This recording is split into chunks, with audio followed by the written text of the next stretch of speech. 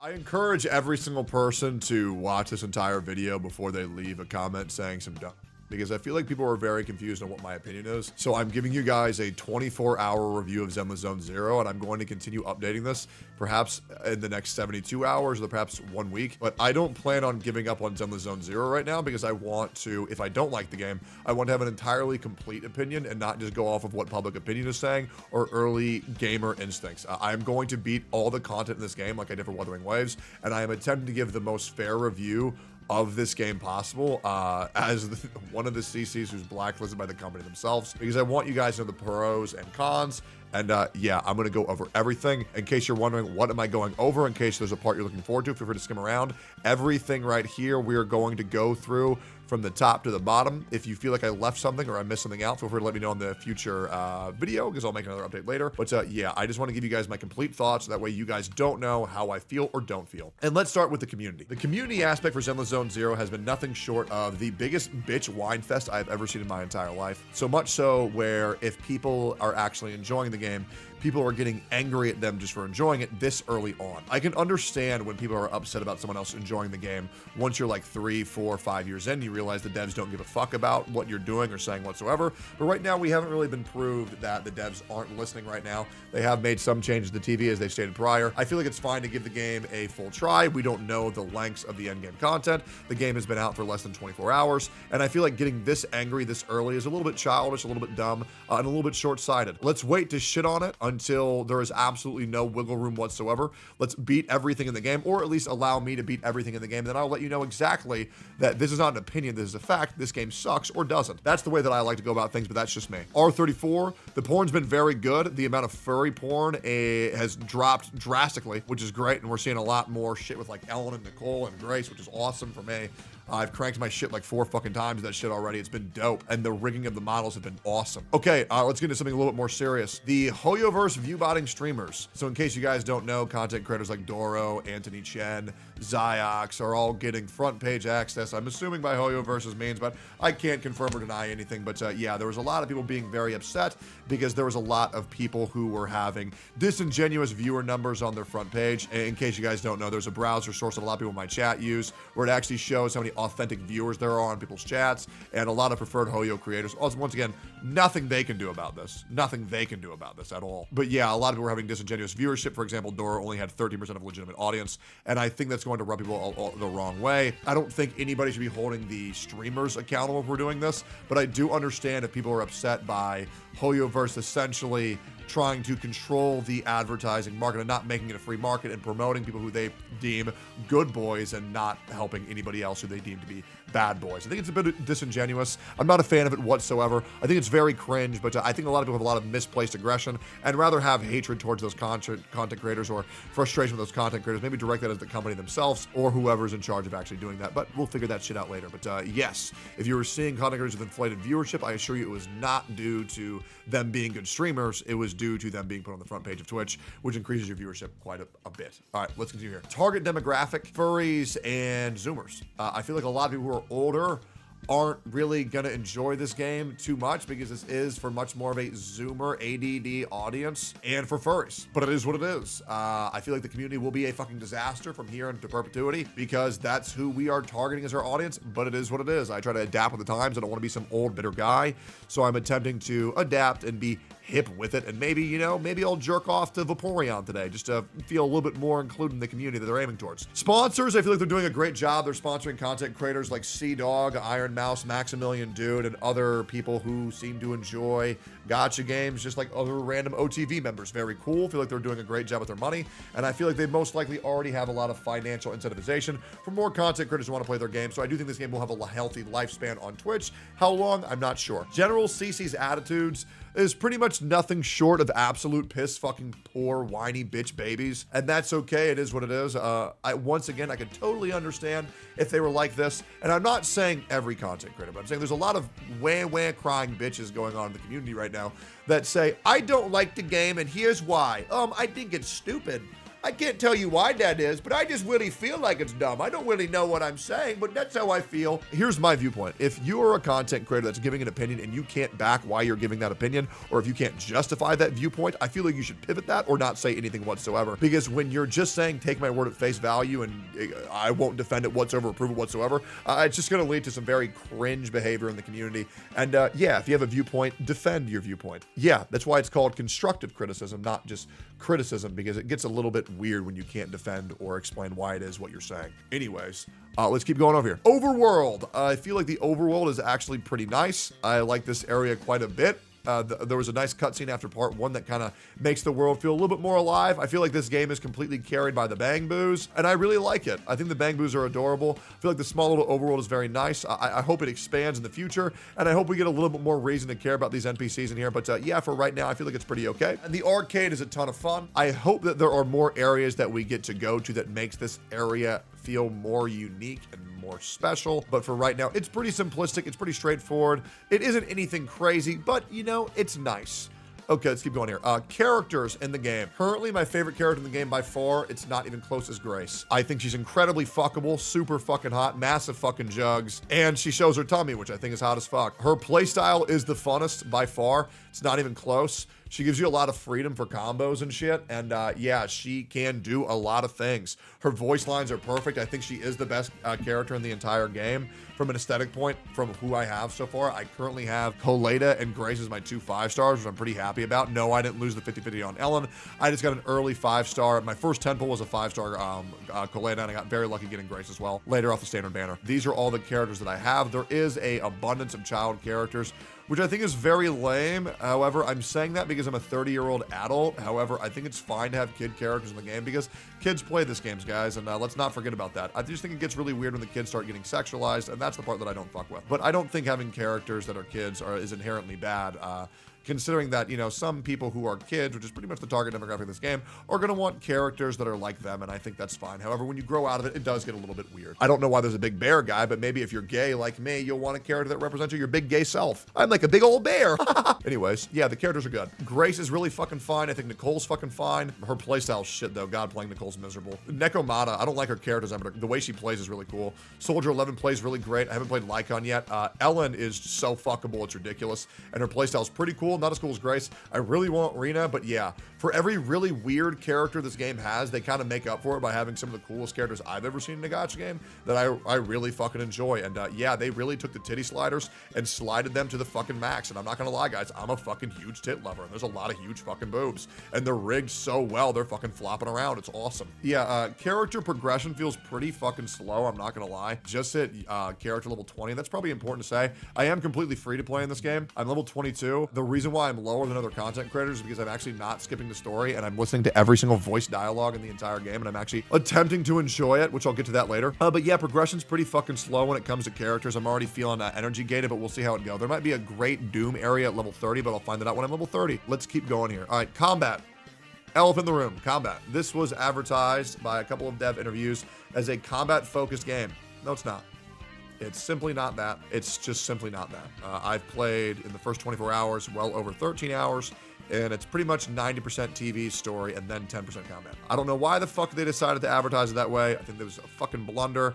We all knew it wasn't going to be a combat-focused gameplay. I don't know why the fuck they said that, but it is what it is. Yeah, it is once again another story-focused game, much like Hoyoverse is known for doing. Now, how fun is the combat once you get in? My opinion has changed drastically since I started, which is the reason why I wanted to make this video. The animations are incredible. I love them. People were saying that this game has worse animations than any other gacha. They're simply just wrong. I think the animations and the voice lines for the characters are very good, especially Ellen's big ultimate. I like the impact frames of her teeth. It's very cool. But yeah, I feel like the animations are incredible. The fluidity of combat is amazing. The difficulty is non-existent. It is fucking non-existent currently. 24 hours in, I have not made it to the endgame mode.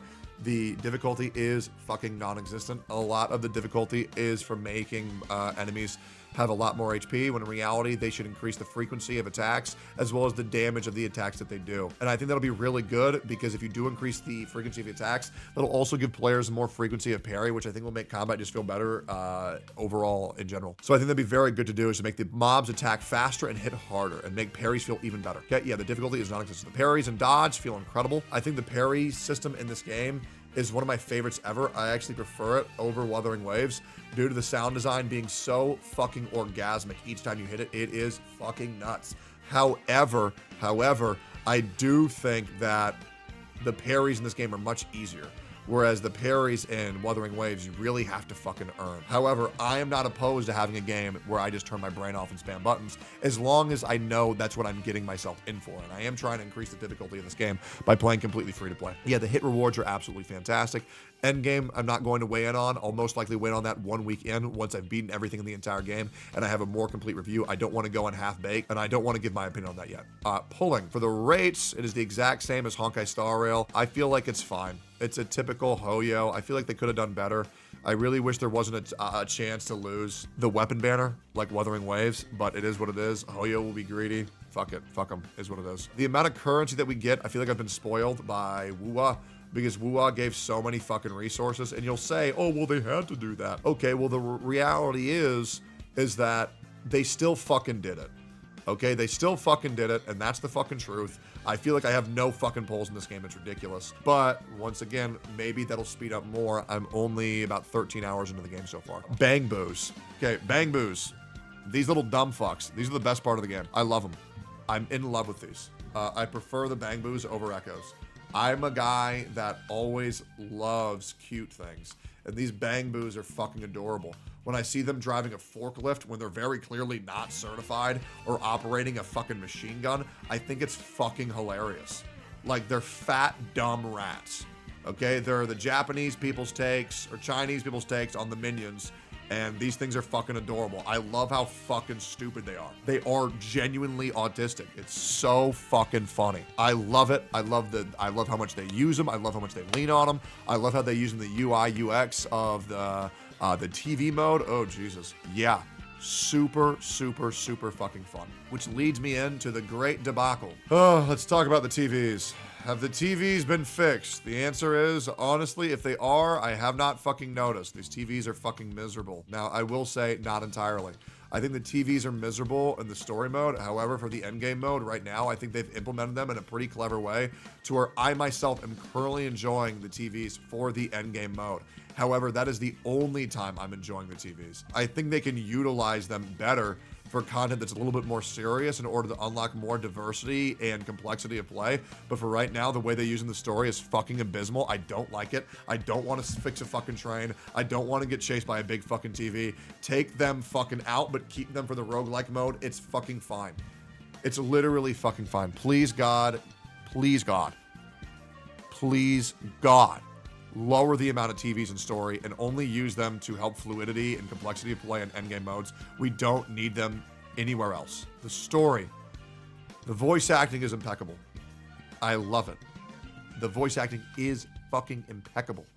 The cutscenes are fucking incredible. The Miyabi cutscene where she fights the giant demon was beautiful. I am blown away at every single cutscene we get into this game. So much so that I'm willing to listen to the Yap Fest. We'll get into that later. I truly feel that this is the most polished Hoyo game in terms of facial animations, in the way of telling their story, in the way of showing their cutscenes. I feel like it's second to none. It's very close to Wuthering Waves. 1.1 knocked it out of the park with Jue. That was incredible. But the things that we're seeing in these stories, the facial expressions that we're seeing, the emotions we're seeing from the characters, I fucking love. I genuinely fucking love how beautiful everything is in this game. And good lord, the NPCs are so fuckable, it's ridiculous. We have some of the baddest bitches in all of fucking gaming that are just random fucking NPCs. Like, they're just so fucking hot. Like, dude. Like, look at this bitch's ass. It's ridiculous. Look at her boobs. Look at these fucking two NPCs. Like, good God, dude. Holy shit, it reminds me of Monster Hunter Rise. Like, Jesus Christ. They look so good, it's insane. You might be wondering, okay, is this guy a fucking Coomer? Yes, but also you have to understand, sex appeal in gacha games are fucking huge, and this game has it 1,000,000%. Right? It actually is very important. There's a reason why every female always outsells males. Show me a male banner that tops a chart in a gacha game. I promise you, it'll be pretty fucking difficult. Okay, these people want sex appeal, and this game fucking has it. Story, from a narrative perspective, for what they're telling, is really fucking boring. Really fucking boring. It's very slice of lifey, which I don't fuck with, but it is comforting. It's very predictable, and the amount of over techno jargon that they use when talking is just like, holy fuck, shoot me, we don't fucking care. Stop using these dork elite speak terms. Nobody gets what the fuck you're saying. Okay, they're hackers, we get it. Like, these dudes tell us that we're hackers more than EO tells us that he's played a fighting game. Nobody fucking cares. Yes, this game should very well be changed from ZZZ to YYY, because holy yap, this shit is fucking nuts. However, I am seeing a glimmer for some of the quests, because Miyabi's squad was very fun to listen to. I really enjoyed talking to them. I also enjoyed Nicole every single time she speaks. But man, when you're stuck with a bad character, it's like ripping the skin off your fucking face. But yeah, it's very comforting. It's very sugoi. It's very wholesome. And I'll be real, as a straight white male, I still enjoyed the cutscene you see after Act 1, where the brother and sister are just walking through the town being cute, not couple, being cute siblings with each other. It was really nice. I actually liked it quite a bit, even as a fucking 30-year-old man. Yeah, the story is wholesome, but man, is it boring sometimes. However, I'm taking comfort in that, because I'm just not fucking paying attention when they talk. And I just listen to them, and I'm happy, I'm content, and I browse my phone while I'm on stream, and I look at chat, type frog, a boba, or fucking agony. I don't fucking know, whatever the fuck they want to use. The music. The music is the best music for a release of a gacha game of all time. The vibes are fantastic. Every single song fits exactly where it needs to go. It is incredible. The music is fantastic. I will never underestimate that. Combat music, great. Overworld music, great. Pulling music, great. I don't know what the fuck's going on with the rap, but it is what it is. It's just really, really good music, and I fucking love it. There might be an exception of some obscure game, but I'm talking about the big four, which is Honkai, Genshin, Woo-Wah, Zenless Zone Zero. It has the best music, and I fuck with that heavily. I love it. Their use of bass is great. Their use of guitar is fucking great. Yeah, it's just really fucking good. It's really fucking good. The UI UX. I saw a guy called Genozad say that this UI is bad. Genozad, you are a fucking idiot. The UI for this game is fucking great. Really good. These are all the options that you're going to use more frequently. This more option are the things that you aren't going to use too frequently. You're not going to need to use the log out immediately unless you really hate the game. You're only going to use it once. You're not going to need to use any of these things too frequently, so it makes sense they're on a separate menu. The UI is my favorite UI in any gacha I've ever seen. If you don't like it, it's because you haven't gotten used to it yet. Give it a couple hours. I felt the exact same way with Persona 5 Royale, and that has multiple critical acclaim, multiple awards for how good it truly is. I fucking love the UI in this game. I truly do. I think it's awesome. I think it's very clean. I think it's very enjoyable, and I think it's pushing the boundaries for what can we expect. I'll be real, guys. I think the UI for Wuthering Waves is fucking terrible. I feel like it would look like it was made by a 6th grader for a fucking computer lab assignment. It's awful. This UI is beautiful. The text is beautiful. I love everything about the UI UX. Now, I believe I've gone through every single aspect of this game people have been asking me about. Do you guys have any other questions for what I feel about anything? Did I not answer everything? I believe I've answered everything. The next two things I'm going to say are ranking it compared to the other gachas that I play and a final rating out of 10. Game size, sure, it should have been lower. It's about 51 gigs. I don't know where the fuck they're using all that, but it is what it is. Maybe on animating people's boobs. Hopes for the future, I'll get into that after. Character feat, okay, great. I've answered absolutely everything I need to answer. I'm going to rank every single gacha, and here's how it goes. Okay, my number one gacha right now. Okay, my number one is Wuthering Waves. I fucking love that game. It's very good. It's not the best in everything, but it's the most consistent in everything. And for me, what I want, I fucking love that game. My second, and it's very close, is Honkai Star Rail. The turn-based RPG aspects are really growing boring for me. The needing of the new characters is a little bit tiresome, and the new game modes I'm not really a fan of. However, the story is so fucking good, I'll never quit that fucking game, right? So Wuthering Waves, then Honkai Star Rail. Third place for me is Zenless Zone Zero, okay? Now, it's not that close, but it is my third favorite gacha game right now, okay? For what it is, I see a promising future, and I do think that this game can continue to get better, and I think that we'll be very satisfied with the updates that we get, because it should be much easier to give us more, considering that we don't have to make an overworld. I am enjoying Zenless Zone Zero very much for what it is, okay? My fourth is Genshin Impact. I don't think that game is better than any of the other gacha games at anything. I think that game is mid-incarnate. And yeah, I'm hoping to God Natlin changes that, because right now I feel like Genshin is a fucking joke. And I think the only reason why people like it is due to COVID and time sunk and money sunk fallacy. I genuinely believe that. I feel like Genshin is fucking trash compared to all the other three. I'm not going to go into any other off-brand anime gacha games like Nikkei or Arknights. Doesn't matter, doesn't need to be said. I'm talking about the big four right now. My rating for Zenless Zone Zero right now, overall as a game, is a very solid 6.5 out of 10. I'm hoping that increases.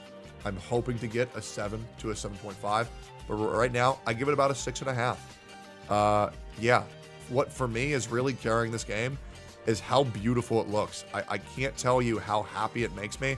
I feel like it just looks so fucking beautiful. And it just makes me happy being in the game. I'll be real. It's incredibly aesthetically pleasing. Yeah, I give it about a 6.5. Honkai Star Rail right now gets about an 8. And Wuthering Waves for me gets about an 8.5 to a 9. Yeah, those are my current thoughts on Zenless Zone Zero. I think this game will continue to do well. I don't think it's going to do as well as any of the other games. I do think it'll be the worst performing of the four categories, but I really don't care, because if the game's fun, I'm going to play it. This game had about a 70% as successful launch as Wuthering Waves. Very proud of Kuro Games. Good for them. We'll see how it pans out. We'll see how it continues to grow and develop.